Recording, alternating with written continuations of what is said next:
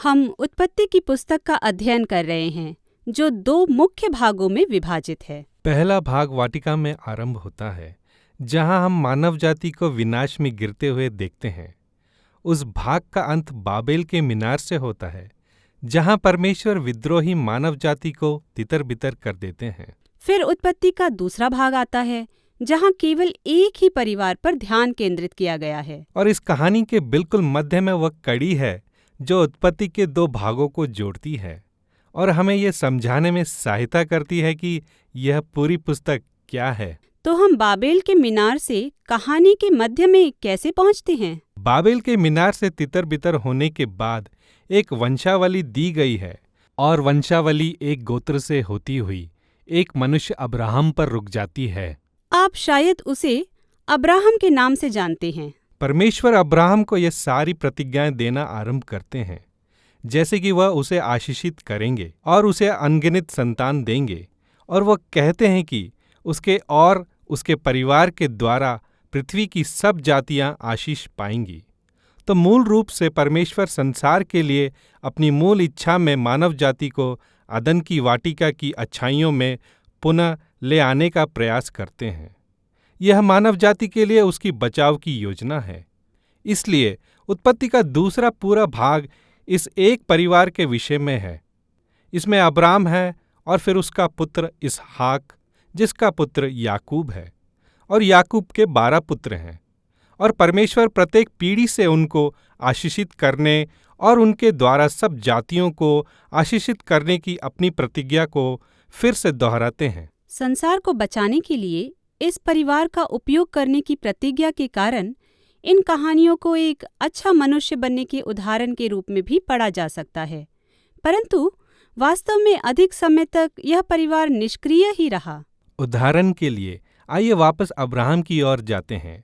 यह पूरी कहानी परमेश्वर द्वारा अब्राहम और उसकी पत्नी सारा को परिवार देने के विषय में है, परंतु 2 बार वह सारा को यह कहते हुए कि वह उसकी पत्नी नहीं है, किसी और को दे देता है।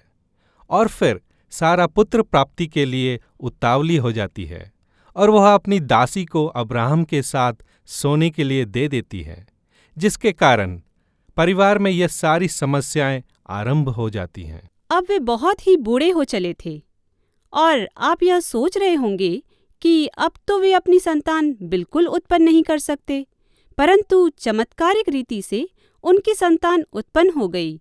वह इसहाक था। इसहाक के 2 बेटे हुए, एसाव और याकूब, और लगता है कि अब वो सब कुछ ठीक चल रहा है। परंतु याकूब जो छोटा था, उसे वारिस का हक चाहिए, जो वास्तव में बड़े भाई इसहाक का अधिकार था। इसलिए वह एक योजना बनाता है जिसमें वह इस हक को अपने पिता इसहाक से छीनने वाला है, जो इस कहानी में अब बूढ़ा और अंधा हो चुका है। ऐसा कौन कर सकता है? ये तो भयानक है, अपने अंधे पिता से चोरी करना। पर वह करता है और वहां से भाग जाता है। फिर इसके बाद याकूब के 12 पुत्र होते हैं और एक बहुत बड़ा परिवार हो जाता है। लेकिन याकूब अपने 11वें पुत्र यूसुफ से अन्य सभी पुत्रों से अधिक प्रेम करता है और वह उसे एक विशेष बहुरंगी अंगरखा देता है, जिसके कारण उसके भाई उससे जलने लगते हैं। इतना कि वे उसकी हत्या करने की योजना बनाते हैं। परंतु वे ऐसा नहीं करते, वे उसे मिस्र में दास के रूप में बेच देते हैं। अब जब यूसुफ मिस्र में था तो अनेक विचित्र घटनाएं घटती है। यूसुफ बंदीगृह में जाता है, फिर वहां से निकलकर मिस्र के राजा के बाद दूसरे स्थान पर अधिकारी बन जाता है। और फिर बाद में पूरे मध्य पूर्व के देश अकाल पीड़ित हो जाते हैं। यूसुफ के भाई भी मिस्र में अनाज की खोज में आते हैं, और जब वे वहां पहुंचते हैं तो वहां के अधिकारी के रूप में उन्हें कौन मिलता है? वह यूसुफ है, जिसे उन्होंने दास करके बेचा था, परंतु वह उन्हें भूखा मरने से बचाता है। तो आपके पास यहाँ अब्राम के परपोते हैं, जिन्होंने अपने भाई के साथ इतना क्रूरता का व्यवहार किया था, परंतु परमेश्वर ने उनकी दुष्टता को बदलकर भलाई उत्पन्न कर दी। इस पुस्तक के अंत में यूसुफ इसी बात को कहता है।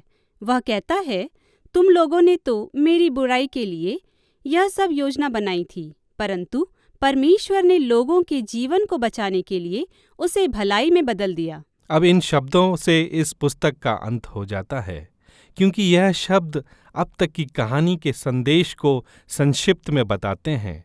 मनुष्य हमेशा दुष्टता की ही योजना बनाता है। हमें लगता है कि वे परमेश्वर की योजना को नष्ट कर रहे हैं, परंतु वह तो उनकी दुष्टता को बार बार भलाई में बदल देते हैं। और किसी प्रकार परमेश्वर इस परिवार द्वारा मनुष्य जाति को फिर से अदन की वाटिका में ले आने वाले हैं।